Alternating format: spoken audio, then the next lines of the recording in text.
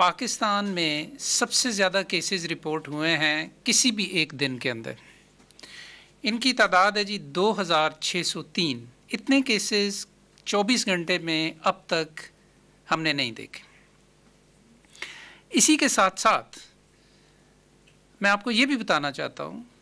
کہ جو اموات ہوئیں پچھلے 24 گھنٹے کے اندر کرونا وائرس کی وجہ سے، وہ تعداد بھی اب تک کی تعداد سے سب سے زیادہ ہے، یعنی کہ 50 اموات بھی کسی ایک 24 گھنٹے میں ہم نے اب تک نہیں دیکھی. اب تک پاکستان میں 50,694 ہمارے ریکارڈ کے مطابق کیسز جو ہیں وہ ہو چکے ہیں. لیکن اس سے زیادہ اہم، اور ہماری ٹیسٹنگ بھی یقیناً بڑھی، اور جو ٹیسٹنگ پچھلے 24 گھنٹے میں ہوئی ہے وہ بھی ریکارڈ. تو اس سلسلے میں آپ کو یہ بتانا چاہتا ہوں کہ اگر ہم ان فگرز کو سامنے رکھیں پچھلے 24 گھنٹے میں کیسز کی اور اموات کی، تو صورتحال تشویشناک ہے. اور یہ ایک ایسے موقع پہ ہو رہا ہے کہ جب حکومت نے، وزیر اعظم صاحب نے تمام عوامل کو سامنے رکھتے ہوئے، تمام صورتحال کو سامنے رکھتے ہوئے لاک ڈاؤن میں ایز بھی دی. تو اس حوالے سے میں یہ آپ کو بتانا چاہتا ہوں، اور وزیر اعظم صاحب اور اسد عمر صاحب بھی بار بار یہ بات کرتے ہیں کہ جہاں ہم نے لاک ڈاؤن میں ایز کیا اس لیے کہ لوگوں کی زندگیوں میں آسانی پیدا ہو سکے، خاص طور پہ ہمارے غرباء کے اندر جو روزگار روزانہ کی بنیاد پہ اپنا روزگار کماتے ہیں اور اپنی زندگیوں کو چلاتے ہیں، اپنے کنبے کی خوراک کا بندوبست کرتے ہیں، اور دیگر بنیادی ضروریات کے لیے وہ دن بھر محنت کرتے ہیں، جو کماتے ہیں اس سے پھر وہ کنبہ جو ہے وہ کھاتا ہے. تو ان چیزوں کو مد نظر رکھتے ہوئے لاک ڈاؤن میں ایز کیا گیا. بیک وقت بیماری بڑھ رہی ہے، پھیل رہی ہے، اموات زیادہ ہو رہی ہیں. اب ہم رمضان میں ہیں، اور رمضان کے شروع میں ہم نے مساجد کے لیے کچھ SOPs آپ کے سامنے رکھے تھے. ان پہ کسی قدر عمل ہو سکا، کسی قدر. آج جمعۃ الوداع ہے. میں آپ کو اس سلسلے میں جمعۃ المبارک کی مبارکباد بھی پیش کرنا چاہتا ہوں، لیکن آپ کو یہ یاد دہانی بھی کروانا چاہتا ہوں کہ وہی تمام SOPs جو اب تک تراویح کے حوالے سے یا نمازوں کے حوالے سے مساجد کے اندر جو ہم نے آپ کے سامنے رکھے ہیں اور جن پہ کسی قدر عمل ہو سکا، ان کو جمعۃ الوداع کے موقع پر بھی یاد رکھیں. کوشش کریں کہ جمعہ گھر پہ ادا کریں، اور اگر جانا انتہائی ضروری ہے مسجد میں تو پھر وہ تمام احتیاطیں جو ہیں مد نظر رکھیں مساجد میں جانے کے حوالے سے. اس سلسلے میں خاص طور پہ میں یہ بات کرنا چاہتا ہوں کہ 50 سال سے زیادہ عمر کے لوگ خاص طور پہ مساجد میں جانے سے اجتناب کریں، آج بھی اور دیگر نمازوں کے لیے بھی، اور عید کی نماز کے لیے بھی، اور اس کے اوپر میں آپ سے تھوڑی سی مزید بات کروں گا. دوسرے میں آپ کو یہ بھی کہنا چاہتا ہوں کہ چونکہ جو ہم نے لاک ڈاؤن کے اندر کچھ آسانیاں پیدا کیں، اس حوالے سے چھوٹی دکانیں کھلیں تاکہ لوگ اپنی ایک احتیاط کا رویہ برتتے ہوئے، SOPs کو مد نظر رکھتے ہوئے وہ عید کے سلسلے میں اگر شاپنگ کرنا چاہیں تو وہ کر سکیں، اور ساتھ ساتھ پبلک ٹرانسپورٹ کو شروع کیا تاکہ وہ لوگ کہ جنہوں نے عید کے سلسلے میں ہی سفر کرنا ہے وہ سفر کر سکیں اور اپنے پیاروں کے پاس پہنچ سکیں. لیکن اس کے ساتھ ساتھ شاپس کے لیے بھی، یعنی دکانوں کے لیے بھی، اور ٹرانسپورٹ کے لیے بھی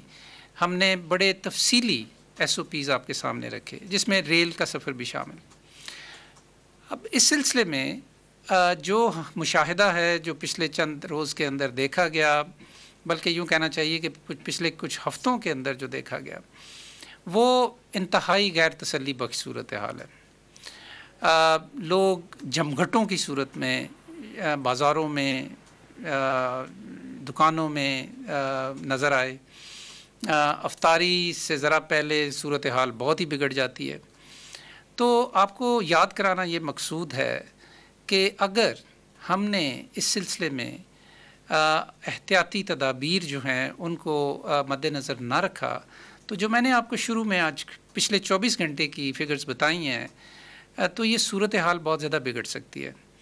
اور اس کے لیے ہم کسی کو الزام نہیں دے سکیں گے، ہم خود اس کے ذمہ دار ہوں گے،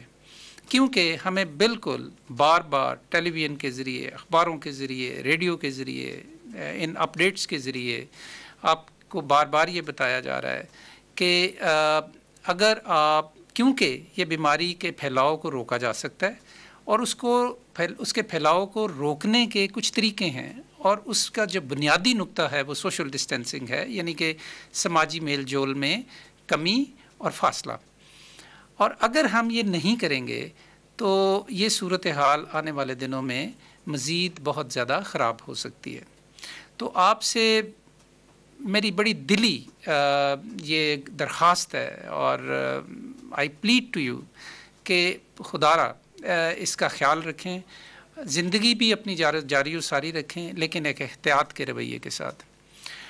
اب آخر میں آپ سے بات کرنا چاہتا ہوں جی، یہ جو شاپنگ اور پبلک ٹرانسپورٹ کے حوالے سے میں آپ کو یہ بتانا چاہتا ہوں کہ ہم نے ماسک کے پہننے کے لیے بھی کچھ ضروری ہدایات جاری کیں، اور ریویو کیا اپنی جو اس وقت موجود ہماری اس سلسلے میں گائیڈ لائنز تھیں یا ایس او پیز تھے۔ اب ہم یہ ضروری قرار دے رہے ہیں کہ آپ جب بھی کسی بھی ہجوم والی جگہ پہ، بازاروں میں، چوراہوں پہ، کسی بھی پرہجوم جگہ پہ، اور خاص طور پہ دکانوں کے اندر اور پبلک ٹرانسپورٹ جب آپ استعمال کریں، اس وقت آپ کے لیے ماسک پہننا ضروری ہے۔ یہ اب اس میں آپشن نہیں ہے، یہ آپ کی مطلب اس میں مرضی نہیں، بلکہ یہ ضروری ہے،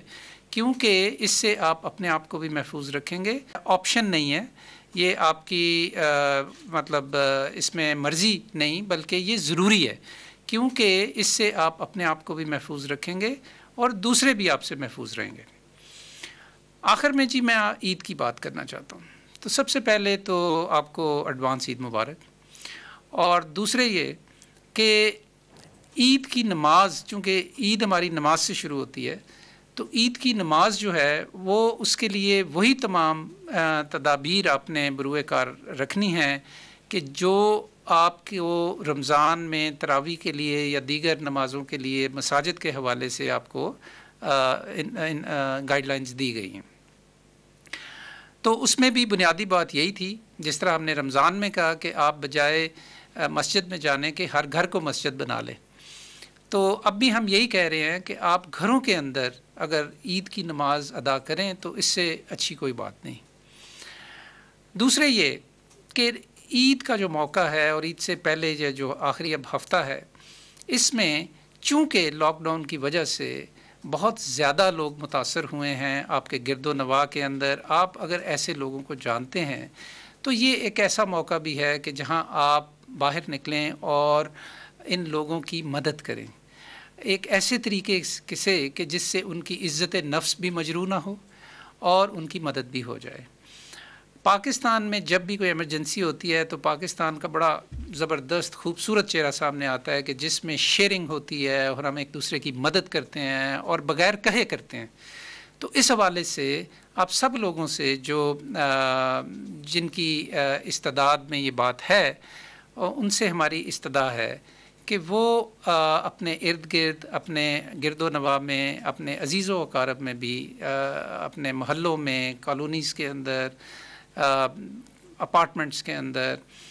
ایسے لوگ جن کے بارے میں آپ کا یہ خیال ہے کہ وہ اس لاک ڈاؤن میں کی وجہ سے ان کے روزگار متاثر ہوئے ہیں یا ان کو ضروریات پوری نہیں کر سکتے اس وجہ سے، تو پلیز ہم سب کا یہ فرض ہے کہ ہم ایسے ہم وطنوں کی مدد اس طریقے سے کریں کہ ان کو محسوس بھی نہ ہو، ان کی عزت نفس بھی مجروح نہ ہو اور ان کی مدد بھی ہو جائے۔ اور تیسری اور آخری چیز یہ ہے جی کہ، اور یہ میں اس بات پہ اپنی بات ختم کروں گا آج، کہ یہ جو عید ہے یہ بڑی مختلف عید ہے۔ اس عید کو یہ عید ایک طرف اور باقی تمام عیدیں جو اب تک ہم نے گزاری ہیں وہ ایک طرف. اس عید میں جو سب سے بڑا آپ نے جی فرق ڈال دینا وہ یہ ہے کہ اس عید پہ ہم نے گلے نہیں ملنا ایک دوسرے کے، بلکہ ایک فاصلہ رکھ کے ایک دوسرے کو عید مبارک دینی ہے اور ماسک کا استعمال کرنا ہے اور ایک دوسرے کو مبارکباد ضرور دینی ہے، لیکن ایک احتیاط کے ساتھ، ایک فاصلے کے ساتھ اور بغیر گلے ملے. کیونکہ جب گلے ملتے ہیں تو اس انفیکشن کے پھیلاؤ کا وہ موجب بن سکتا ہے اور بہت تیزی سے لوگوں کے اندر وبا پھیل سکتی ہے. تو اس لیے گلے نہیں ملنا اس دفعہ اور دور رہ کے ایک دوسرے کو مبارکباد دینی ہے. تو اگر ہمارا یہ خیال ہے جی کہ اگر ہم یہ سب احتیاطی تدابیر پہ عمل کریں تو صورتحال بہتر ہو سکتی ہے. اگر نہیں کریں گے تو جو میں نے آج آپ کو اعداد و شمار بتائے ہیں صورتحال زیادہ بھی خراب ہو سکتی ہے. اس کے ساتھ ہی آپ کی توجہ کا بہت بہت شکریہ.